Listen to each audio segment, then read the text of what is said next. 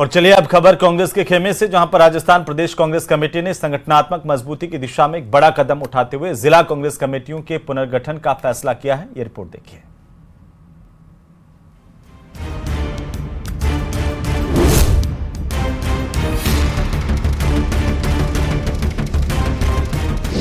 कांग्रेस में बड़ा संगठनात्मक बदलाव। प्रदेश में अब होंगी 50 जिला कांग्रेस कमेटियां। पुरानी डीसीसी यूनिट्स का भी किया गया पुनर्गठन। इस साल को संगठन वर्ष के तौर पर मना रही कांग्रेस ने राजस्थान में कांग्रेस की जो भौगोलिक स्थिति है उसमें बड़ी तब्दीली कर दी है। राजस्थान में अब कांग्रेस के 50 जिला अध्यक्ष होंगे और 50 जिला कमेटियां होंगी। कांग्रेस के इस प्रस्ताव को राष्ट्रीय अध्यक्ष मल्लिकार्जुन खड़गे ने मंजूरी दे दी है।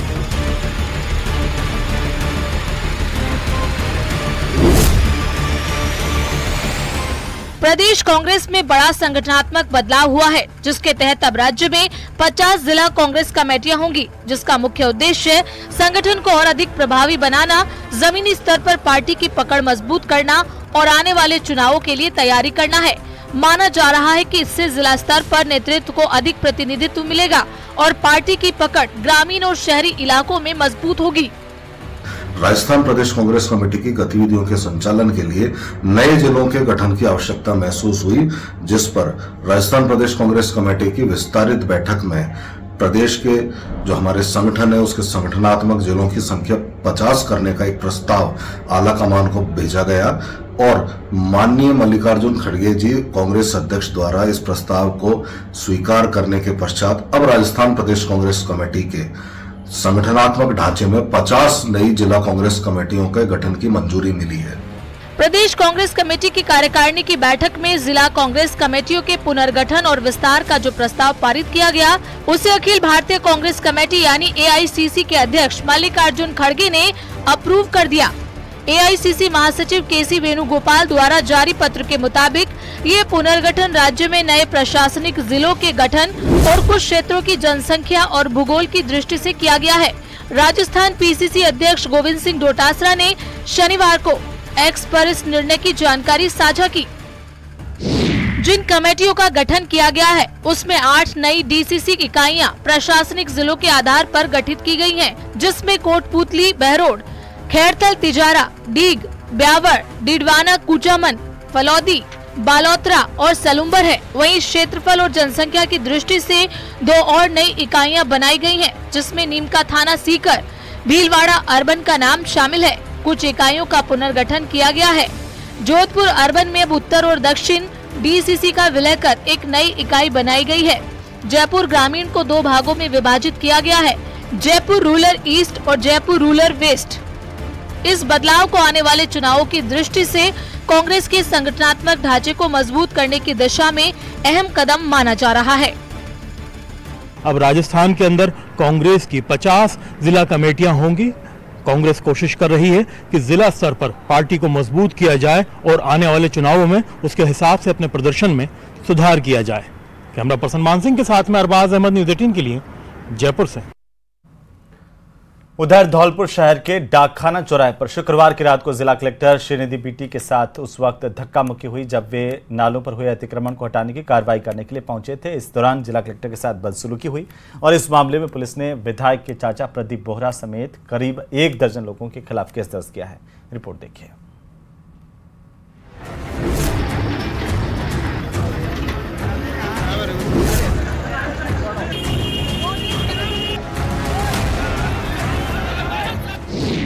धौलपुर में अतिक्रमण हटाओ अभियान को लेकर बवाल।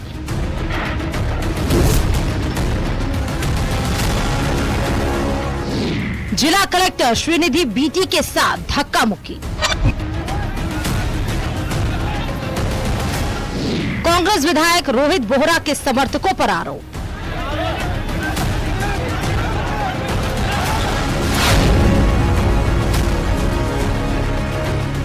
ये तस्वीरें शुक्रवार रात धौलपुर शहर के डाकखाना चौराहे की हैं, जहां जिला प्रशासन और नगर परिषद का अतिक्रमण अभियान चल रहा था। देर रात तक चले इस अभियान में धौलपुर विधायक रोहित बोहरा के निवास के बाहर उनके समर्थकों ने जिला कलेक्टर श्रीनिधि बीटी के साथ धक्का मुक्की कर डाली।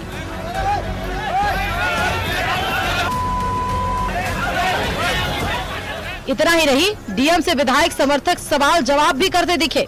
गुस्साए लोग सुरक्षा कर्मियों से भी बहस करते दिखे।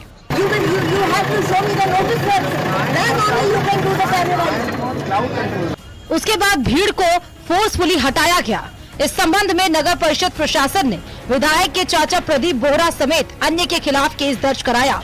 विधायक रोहित बोहरा ने कार्रवाई का विरोध करते हुए दुकानदारों से अपील कर बाजार को बंद कराया।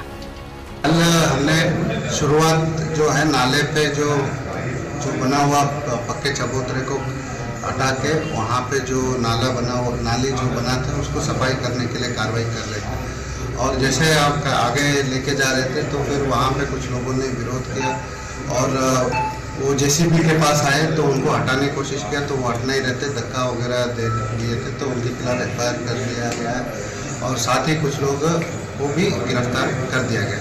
और जो भी उस वीडियो में धक्का देते हुए और अपने नगर परिषद के जो कर्मचारी उनसे बदतमीजी कर रहे हैं उनके खिलाफ कार्रवाई होगी, निष्पक्ष तरीके से होगी। दरअसल धौलपुर में जल भराव और ट्रैफिक की समस्या को देखते हुए नालों से अतिक्रमण हटाया जा रहा था और इसी कड़ी में शुक्रवार रात करीब 9 बजे जिला कलेक्टर श्रीनिधि बीटी प्रशासन के साथ शहर के डाकखाना चौराहे पर अतिक्रमण हटाने के लिए पहुंचे। राजाखेड़ा विधायक रोहित बोहरा की कोठी के सामने भी अतिक्रमण किया गया था। बुलडोजर के सहयोग से उस अतिक्रमण को हटाने की तैयारी की जा रही थी। इसी दौरान विधायक रोहित बोहरा के चाचा प्रदीप बोहरा कुछ समर्थकों के साथ कार्रवाई का विरोध करने पहुंचे। जब कलेक्टर ने समर्थकों से समझाने की कोशिश की तो उनके साथ हाथापाई की गई। इस घटना से हाई वोल्टेज ड्रामा खड़ा हो गया। मौके पर पुलिस अधीक्षक सुमित मेहराणा भी पहुंचे। इस दौरान विधायक के समर्थन और चाचा कोठी के अंदर घुस गए। इसके बाद प्रशासन ने फिर से अतिक्रमण हटाने की कार्रवाई की। पूरे 600 मीटर में 650 मीटर में दोनों तरफ अतिक्रमण हटा है और निष्पक्ष तरीके से सभी को सभी जगह पे हटा है। नाले पे हटा है, जहाँ पे चबूतरा बना था वो भी हटा है। रोड बाउंड्री में जो मेजरमेंट करके हमने हटाया है और इसमें आगे भी कार्रवाई जारी रहेगी जब तक धौलपुर में जल भराव की जो समस्या को समाधान नहीं करेंगे तब तक ये कार्रवाई जारी रहेगी। बहरहाल शहर में जल भराव की समस्या से निजात दिलाने के लिए प्रशासन ने अतिक्रमण हटाने की कार्रवाई कर रहा है, लेकिन शुक्रवार रात हाई वोल्टेज ड्रामा हो गया। पुलिस सूत्रों से मिली जानकारी में करीब 5 अन्य लोग हिरासत में लिए गए हैं, जिनसे पुलिस पूछताछ कर रही है। धौलपुर से न्यूज़ 18 राजस्थान के लिए हरिवीर की रिपोर्ट।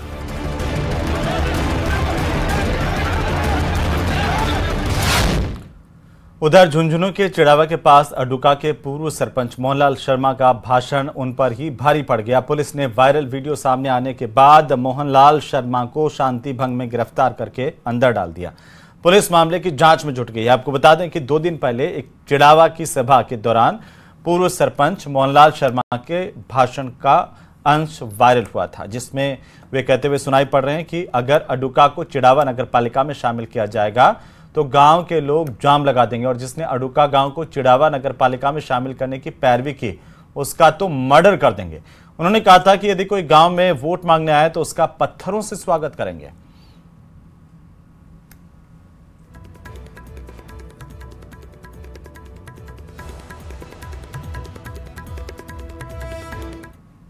से 3 दिन 4 दिन पूर्व एक सार्वजनिक समारोह में आरोपी मोहनलाल शर्मा है, पूर्व सरपंच अडुका का, तो उसने ये भाषण दिया कि हमारी जो ग्राम पंचायत है उसको नगर पालिका क्षेत्र चिड़ावा में शामिल करने का हम विरोध करते हैं और यदि इस ग्राम पंचायत को नगर पालिका चिड़ावा में शामिल किया गया तो हम रास्ता जाम कर देंगे और मर्डर हो जाएंगे। इस प्रकार से उसके द्वारा धमकी भरे जो है भाषण दिए गए थे। ये निश्चित रूप से कानून प्रशासन को एक चुनौती उसके द्वारा दी गई थी। तो वहीं शिक्षा और पंचायती राज मंत्री मदन दिलावर बाड़मेर के दौरे पर रहे, जहां पर उन्होंने नवनिर्मित ग्राम पंचायत के कार्यालय भवन का उद्घाटन किया। इस दौरान मंत्री मदन दिलावर ने कहा कि वक्फ अधिनियम 2013 जो निहायती बेकार था, देश की संपत्तियों को हड़पने वाला था, किसी को कोई आपत्ति हो तो कोर्ट में जाए, सुप्रीम कोर्ट सभी पहलुओं को सुनने के बाद निर्णय करेगा, सबको मान्य होगा। ये कांग्रेस करके गई है अत्याचार 2013 में, वक्फ बोर्ड अधिनियम संशोधन 2013 इसका करेंगे, यानी कांग्रेस का सोच था इस्लामिक देश बन जाए। फिर भी कुछ बुद्धू लोग इस बात का समर्थन कर रहे हैं कि ये बिल पास नहीं होना चाहिए था। या तो उनकी इस राष्ट्र में श्रद्धा नहीं, या राष्ट्रीयता उनकी मर चुकी है, या उस देश को इस्लाम की गिरवी रखना चाहते थे। कोई भी जा सकता है, किसी को कोई रोक नहीं सकता है। सुप्रीम कोर्ट में जाए, कहीं भी जाए, माननीय सुप्रीम कोर्ट सारे पहलुओं को देखकर निर्णय करेगा, और जो निर्णय करेगा सबको मान्य होगा। तो वहीं भरतपुर में एनएचएआई की ओर से सॉफ्ट बैरिकेडिंग को शरारती तत्वों ने तोड़ दिया और इसके चलते सड़क दुर्घटनाएं रोकने की नेशनल हाईवे अथॉरिटी की कवायद पर भी पानी फिर गया। ये रिपोर्ट जरूर देखिए।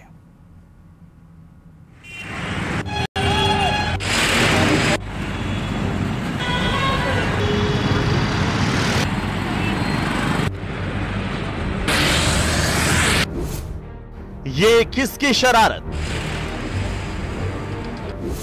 एनएचएआई की कवायद पर फेरा पानी। सॉफ्ट नहीं, सख्त एक्शन की दरकार। भरतपुर में सारस चौराहे पर आए दिन होने वाली सड़क दुर्घटनाएं रोकने के लिए एनएचएआई ने कवायद की, लेकिन कुछ शरारती तत्वों के चलते इस कवायद पर पानी फिर गया और फिर से यहां सड़क दुर्घटनाओं की आशंका बढ़ गई है। दरअसल वाहन चालकों और स्थानीय निवासियों ने यहाँ की गई सॉफ्ट बैरिकेडिंग को तोड़ दिया है। अब ये नाइट में या डे में काफी निगरानी भी रखी है, उसके बावजूद भी लोगों द्वारा इनको काफी तो डैमेज कर दिया है। अगर इनके स्थान पर दूसरे थोड़ा हार्ड लगे तो उससे लोगों में ये रहेगा कि भाई इसके ऊपर से निकलने से वाहन को भी नुकसान होता है, तो वो नुकसान रोका जा सकता है।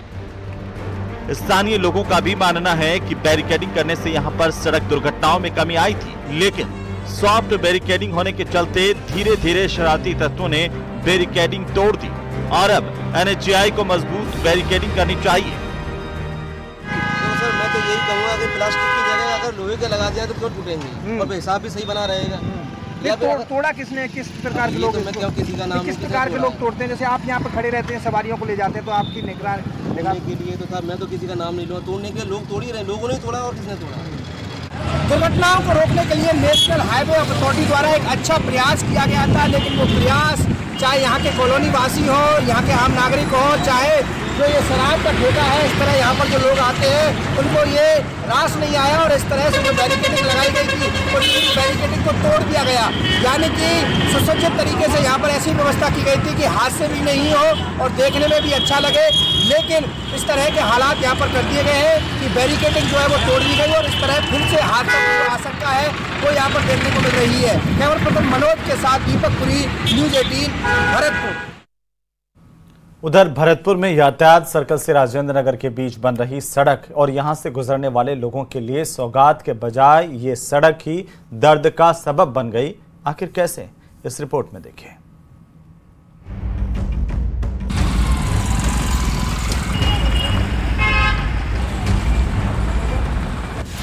ये सड़क कब बनेगी?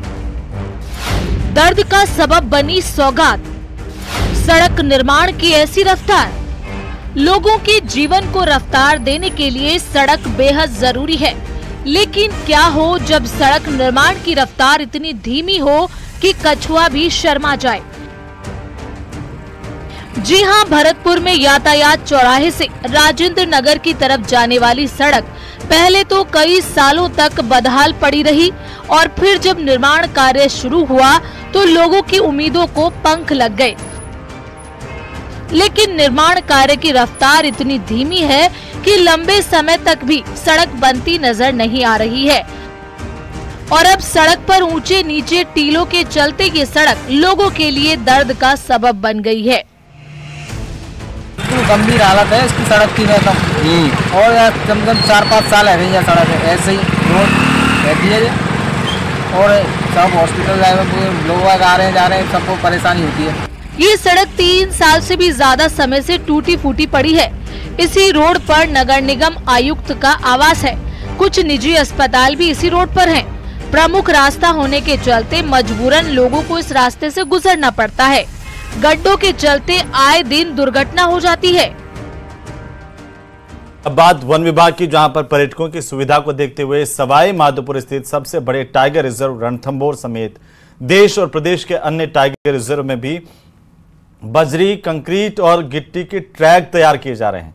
लेकिन पर्यटकों के लिए बढ़ाई जा रही इस तरह की सुविधाओं का टाइगर समेत दूसरे वन्य जीवों पर विपरीत असर पड़ रहा है। आखिर वन विभाग इसकी अनदेखी क्यों कर रहा है?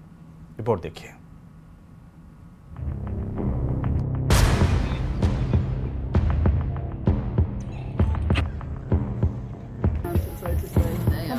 टेरिटरी छोड़ आबादी क्षेत्र में क्यों आने लगे हैं वन्य जीव? भारतीय वन्य जीव संस्थान की रिपोर्ट में बड़ा खुलासा। बजरी, कंक्रीट और गिट्टी के ट्रैक को बताया गया वजह। भारतीय वन्य संस्थान द्वारा देश भर के टाइगर रिजर्व में रिसर्च के बाद एक रिपोर्ट जारी की गई है, जिसमें बताया गया है कि देश के टाइगर रिजर्व में पर्यटकों के लिए सुविधाएं मुहैया कराने के मकसद से वन विभाग एवं राज्य सरकारों द्वारा बजरी, गिट्टी और कंक्रीट से बनाए जा रहे ट्रैक बाघों समेत दूसरे वन्य जीवों के लिए परेशानी का सबब बनते जा रहे हैं। कंक्रीट की सड़कों से बाघ, बाघिन समेत दूसरे वन्य जीव भ्रमित हो रहे हैं। उनकी मनोस्थिति पर विपरीत प्रभाव पड़ रहा है। भारतीय वन्य संस्थान की रिपोर्ट क्या कहती है? भारतीय वन्य संस्थान की रिपोर्ट में बताया गया है कि बजरी और गिट्टी से निर्मित सड़क पर पैर पड़ते ही वन्य जीवों को लगता है कि उनकी टेरिटरी खत्म हो गई है। इससे घबराकर वो अपनी टेरिटरी छोड़कर जंगल से निकलकर आबादी क्षेत्र में आ रहे हैं। पर्यटन को बढ़ावा देने के लिए टाइगर रिजर्व और अभ्यारण्यों में वन्य जीवों के साथ ही खिलवाड़ हो रहा है। भारतीय वन्य जीव संस्था द्वारा जारी की गई इस रिपोर्ट से रणथंभौर के वन्य जीव विशेषज्ञ जरा भी सहमत नहीं है। टाइगर अपनी टेरिटरी की तलाश में ज्यादातर बाहर निकलता है और ज्यादातर वही टाइगर निकल रहा है जो कि सब एडल्ट है, माँ का साथ छोड़ के अपना नया इलाका बना रहा है। उसको कोई एक्सपीरियंस नहीं है, उसको कोई पता नहीं है कि मुझे कहाँ एरिया बनाना है, किस क्षेत्र में जाना है। और इसी के साथ ही इस बुलेटिन में फिलहाल इतना ही। आप देखते रहिए न्यूज़ 18 राजस्थान। नमस्कार।